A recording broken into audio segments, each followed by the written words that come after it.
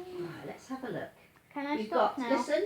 Yeah, of course you can if you want to. This is Gran's Magic Wardrobe. You can choose a book. You can choose a story and I'll read to you as well, is right? I'm gonna. Gran's Magic Wardrobe. The Elves and the Shoemaker, we know that one. Birthday Surprise. That one. Cinderella. Prince Grizzlybeard. I want that one. I don't know. I don't know. It's just general pictures. Let's have a look at the stories and see what there is. Oh, there's all sorts in here. Ah. I own that. Oh yeah. This is Gran's Magic Wardrobe. Yes, exciting adventure story, right? Shall I sit in the middle so you can see the pictures? No. Right. Jenna's Gran wasn't. That's Jenna. It wasn't like any other Grans. She didn't come visiting very often, and she never baked biscuits or knitted jumpers, because Jenna's Gran was an explorer. She was always off visiting some other countries, so she didn't have time for cooking and sewing and things like that. But Jenna thought her Gran was brilliant, and she always brought the most fantastic presents with her when she came. So one day, Gran came to stay for the summer. She couldn't wait to see what wonderful thing she was going to bring with her. But she only brought one thing with her, a wonderful magic wardrobe. Look, the biggest, ugliest wardrobe you've ever seen was what her grandma brought. You don't mind me keeping it here, do you, said Gran? But why do you need such a big wardrobe, said Jenna. Well, things aren't always what they seem. Jenna lay glaring at the wardrobe while Gran told her a bedtime story. Jenna wasn't very happy. Gran had forgotten to bring her a present. Yeah, hang on. I know. Well, Thomas, just sit still and listen to this because you'll enjoy it. Just sit down and listen. No, sit and listen. Gran had forgotten to bring her a present, so Jenna was a bit grumpy. Anyway, and she'd cluttered Jenna's bedroom up with all her horrible clothes. Right, now, the next day Gran got a letter saying she'd got to go on an expedition. But she didn't take the wardrobe with her. Why did Gran want such an ugly thing? So she thought she'd have a look inside.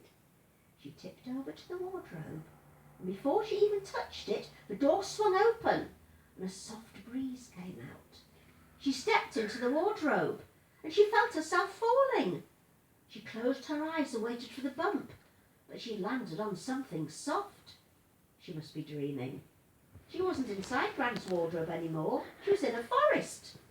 Hiya, Jenna, said a voice. We've been expecting you. She was surprised to find herself spoken to by a colourful bird. But where am I, she said. You're in the wardrobe, chirped another voice. It was another bird. Gran told her she'd be popping in. But birds don't talk, said Jenna. In the wardrobe, everything speaks. That's just the way things are. Just then, Jenna heard a horn tooting. Look out, said the tree. His Nibs is coming. Just then, a funny cart came pulled by two rabbits. Welcome, welcome, said a voice. And out came the funniest little man she'd ever seen. His head was enormous, and he had a dustbin on his head. Oh, you like my crown, he said. Anyway, I'm Tooty Turtletooth, the king of the wardrobe. My friends call me Toot. As a granddaughter of Gran the Great, you are a very honoured guest in our forest. We're going to have a party. And just then lots of creatures came, carrying sandwiches and cake and jelly and drink. And just then she sat on a rock, and a voice said, Get off! Rocks have feelings, you know.